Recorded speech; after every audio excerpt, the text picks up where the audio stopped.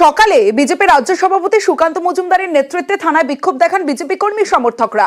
আর বিকেলে কৃপাখালী গ্রামে বিজেপি রাজ্য সভাপতি সুকান্ত মজুমদার পৌঁছলে তার গাড়ি ঘিরে বিক্ষোভ দেখান গ্রামবাসীরা। কারণ তাদের একটাই বক্তব্য, তারা কোনো রাজনীতি চান না। শেষমেশ ফিরে যেতে হয় বিজেপি রাজ্য সভাপতি সুকান্ত মজুমদারকে।